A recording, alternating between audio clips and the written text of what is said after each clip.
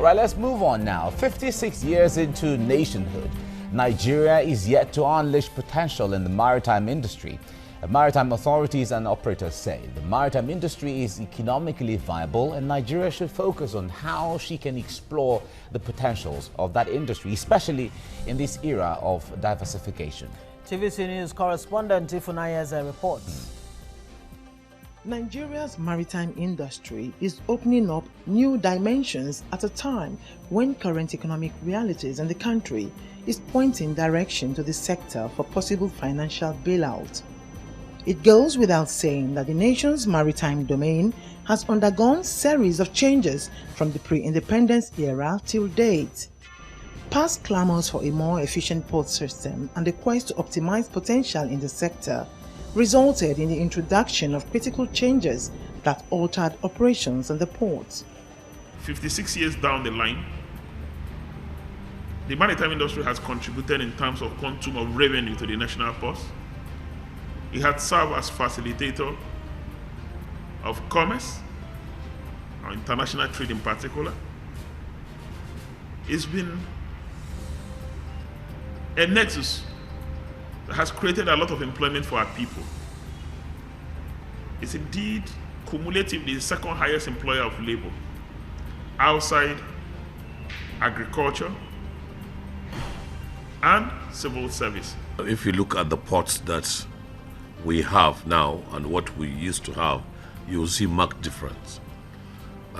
You will see that a lot of investments, have indeed been done or made into these terminals in terms of infrastructure, in terms of machinery, and even in terms of the way we do businesses. We cannot say we have not done right, because 56 years ago, we didn't have as many ports as we have.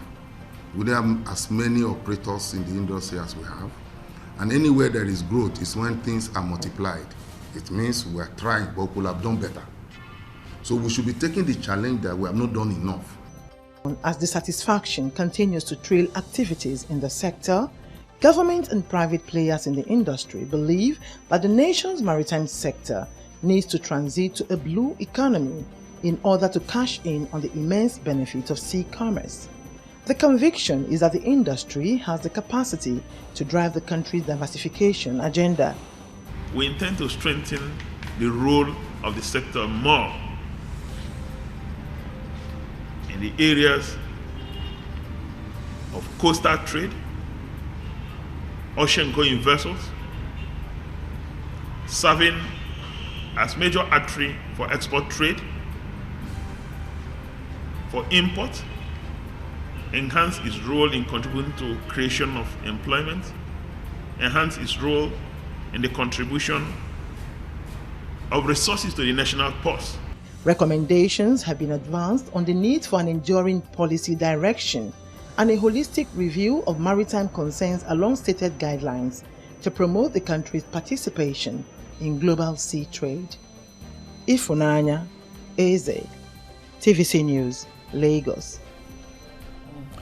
All right, we're joined now by a maritime lawyer, Emeka Akabogu. It's good to have you join us right now. Thank you. All right. Now, but before we go into the issues proper, let's lay some background of today. Now, today is World Maritime Day.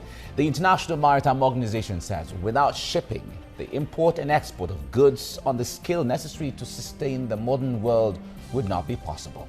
Now, because of the importance of the maritime sector to economic life of any nation, the World Maritime Day is observed every year to focus attention on the critical link between shipping and global society. The World Maritime Day was first held in 1978 to mark the 20th anniversary of the International Maritime Organization Convention's entry into force. Now, World Maritime Day celebrates or commemorates, they are usually held in the last week of September, and this year's theme is shipping indispensable to the world. Now, let's come to you, Emeka. Maritime, when you mention maritime, it is not necessarily an everyday thing that an average Nigerian is going to say, okay, fine, when you mention maritime, we're going to understand. But give us an everyday layman perspective. What constitutes maritime? Well, Significantly, the maritime industry is the interface for trade between nations.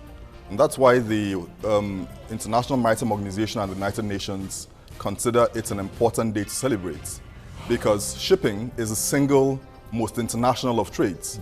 Now, from a general point of view, the maritime industry affects all of us to the extent that virtually every single item which we deal with on a day-to-day basis is shipped into the country or is shipped out of the country. So the maritime industry, by that virtue, encompasses the shipping component, which deals with ship ownership and ship operations and transportation, but quite a range of subsectors and support services. So you've got the ports, you've got professional services which support port operations, stevedoring, agency. You've got a lot of oil and gas business which is encompassed within the maritime industry. In fact, as at today, a significant number of Nigeria's active oil and gas industry is offshore, which is within the maritime industry. So you have a lot of support services within that sector. You've got the commercial components relating to the stevedoring services, the agents of ships, the financing, and a range of interconnected and interlocking service sectors which rely primarily on the maritime industry broadly. So that's why it's quite important to our day-to-day activities. It's amazing, you know, that it's such a massive sector, yet many of us, like Mike said, we actually take it for granted. I mean, how many Nigerians wake up to actually remember what's going on in that sector? But where exactly, briefly, where is Nigeria's maritime sector right now? Well, Nigeria's maritime sector is a significant component. As stated in the report earlier by the DG of the MASA, it's potentially a significant income-earning sector, but it's not at the level it should be at this point. Precisely, the maritime sector is underserved and, I may say, under-policyed to the extent that you've got quite a lot of laws, but you've not had as robust a policy engagement and implementation as should have translated these potentials into reality. So I'd say that the maritime sector, as has been said by everybody, has significant potential, but in achievement, it's only attained suboptimal engagement with these potentials.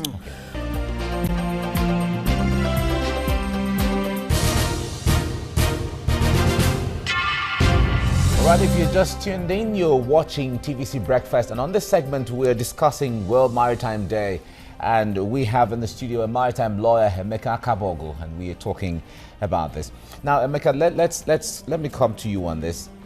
There is the issue of government, and there's the issue of private operators generally.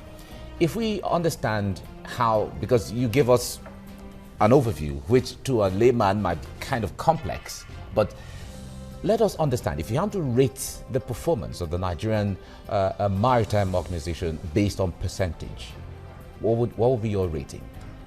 You mean considering all the factors? You mean the industry? Yes. The functionality and effectiveness of the industry. I'd say 50%. I'd say 50, between 40 and 50% really. Now, you know, there's always lip service given to the potential of the maritime industry, and really it's a bit tiring for many of us within that industry, because we can see that this industry could be considerably repositioned within a very short time. And one very good thing is that the maritime industry is a sector in which you don't need significant cash investment to translate the potentials. What you do need is robust policy engagements and implementation. I'll give you an example from the, say, ship operation and ship ownership perspective. We've got a law, the cabotage law, which ordinarily should ensure that all movement of ships within Nigeria is domiciled by ships, is domiciled in Nigerian citizens.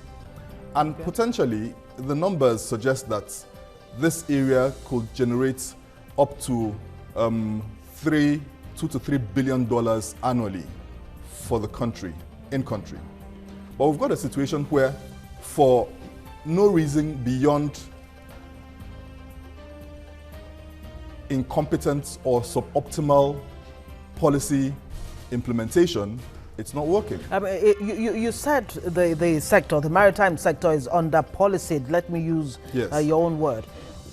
What exactly do you think is responsible for this? Is it for a lack of understanding of that sector? Because, I mean, the ordinary man really has no idea what goes on there, you know, in spite of the fact that it contributes to everything, you know, most everything concerning his life. Is it a lack of understanding of the sector?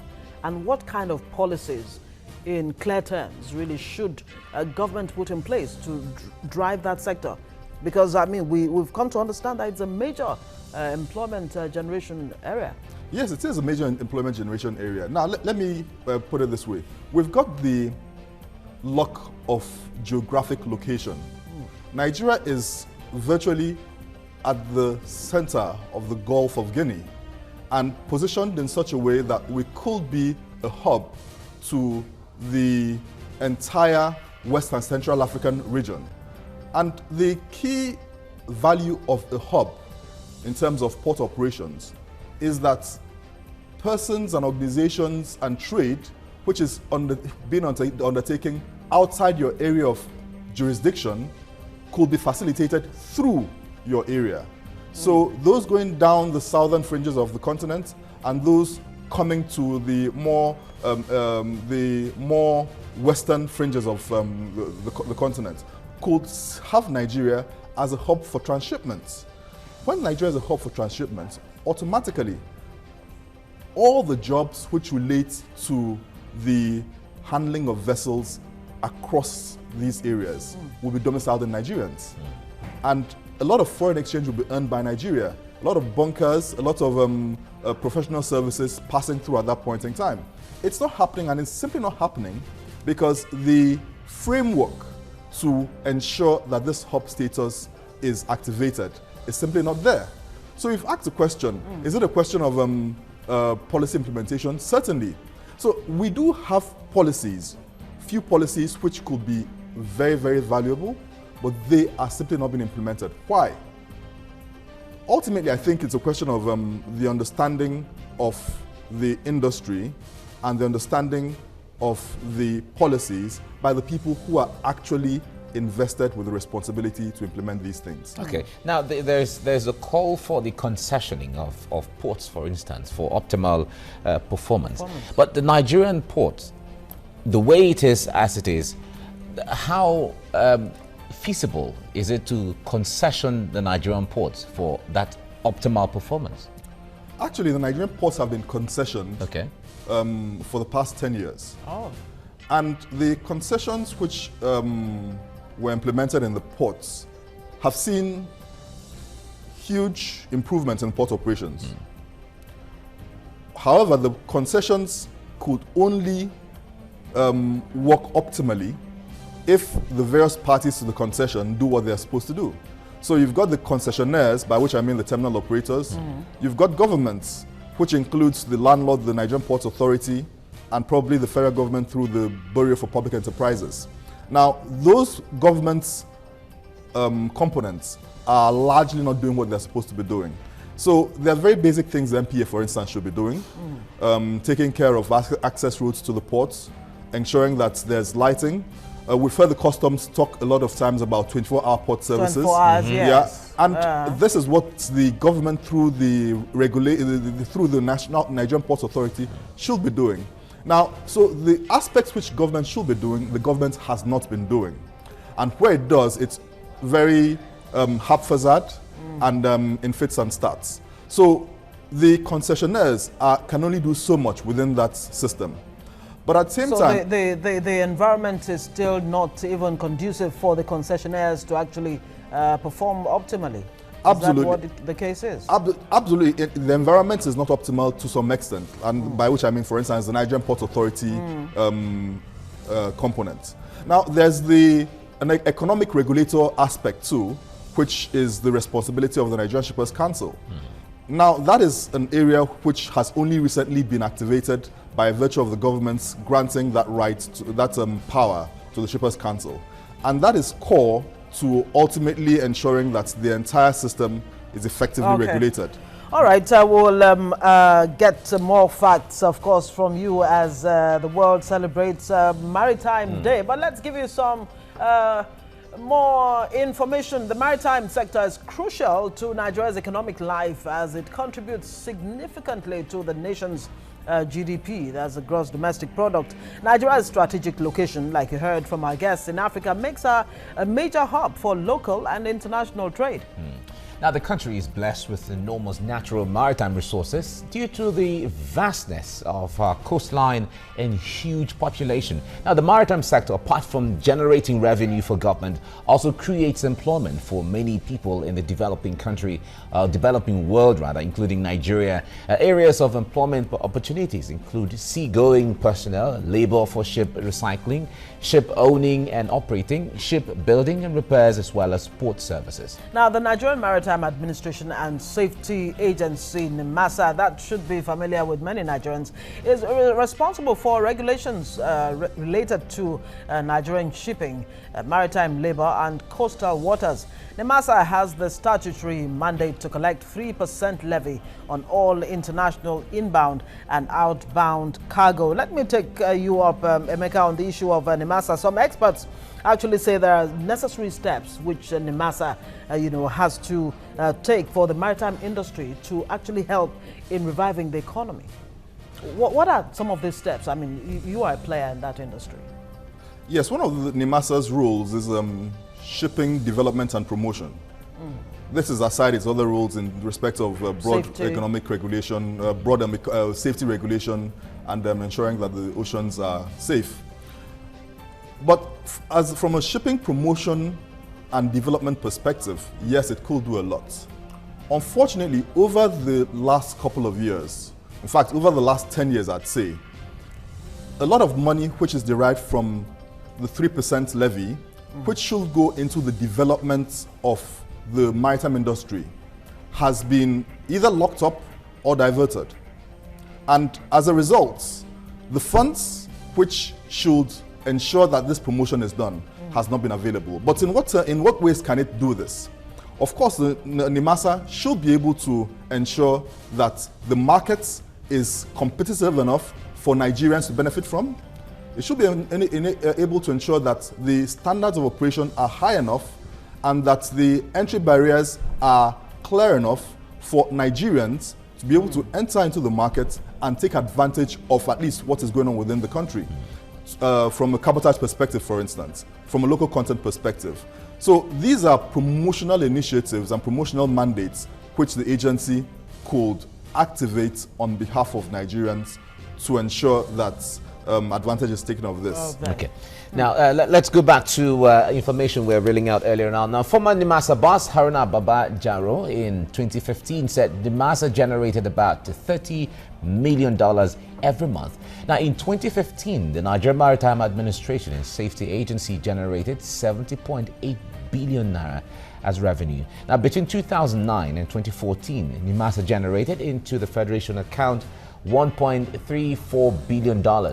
And between 2010 and 2013, NIMASA made $199.9 million, $214.8 million, $226 million, and $242 million respectively. So that has been a steady rise, over time. Now, the federal government, through the Nigerian Maritime Administration and Safety Agency, NIMASA, generated $1.99 billion. That's 4.9 trillion. That's almost the whole budget for 2016 right there. Now, between 2010 and 2014, from the 3% freight levy. Now, breakdown of the figure revealed that the highest collection of $335.7 million and $287.3 million was recorded in 2014 and 2013, respectively. Now, Nigeria's maritime sector has a variety of investment potential, cutting across mining, manufacturing and service industries. The maritime structure is composed mainly of the port industry, shipping and ancillary services, offshore services, shipbuilding and ship repair, marine services, bunkering services, among others. Presently, the ports constitute the most developed area in the sector. Let's see some challenges plaguing Nigeria's maritime sector. Infrastructure challenges including poor access roads, poor transportation system, poor port infrastructure, inadequate funding, government policies, foreign domination and inadequate manpower are some of the problems hindering the performance of the sector in terms of its contribution to the nation's economy. Nigeria's strategic location in Africa puts her at an advantage in becoming the hub of shipping activities. Like our guest said earlier on, Nigeria's economy accounts for about 70% of all sea-borne trade traffic in volume and value in West Africa and the Central African sub-region. Yet, according to a 2001 report by Royal Haskoning, Nigeria's seaports' operational profile ranked low in efficiency among maritime nations of the world. The sector is characterized by the domination of foreign flag vessels, especially those of developed market economies of Western Europe and America. As of 2013, about 98% of the sea freight in Nigeria were still done by foreign companies. Virtually every aspect of the world economy is affected by the maritime sector, with 90% of the world's trade transported by sea.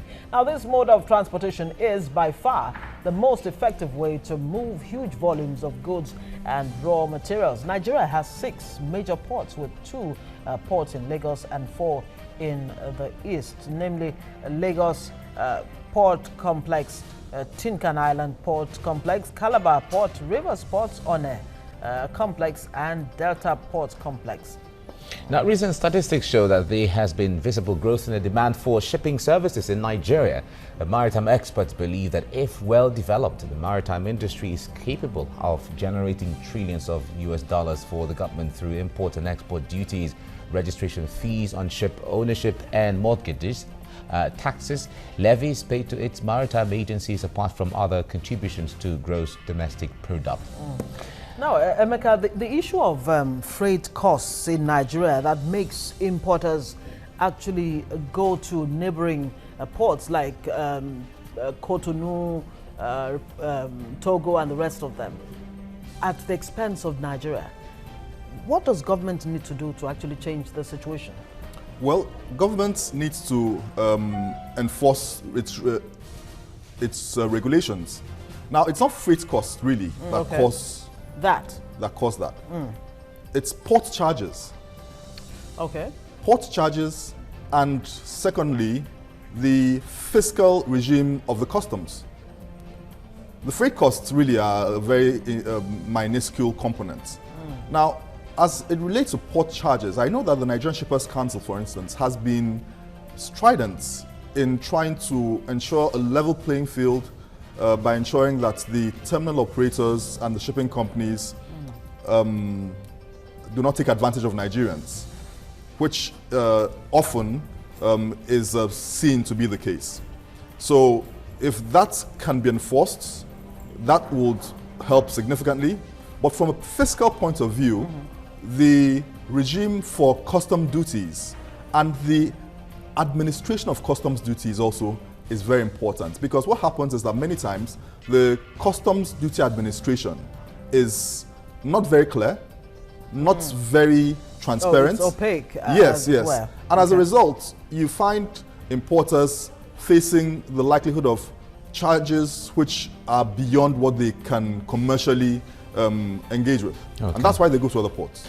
All right, Emeka Kabogo, thanks for joining us and giving us enlightenment on this. And let me wish you a happy International Maritime Day. Thank you very much. Thank you very much.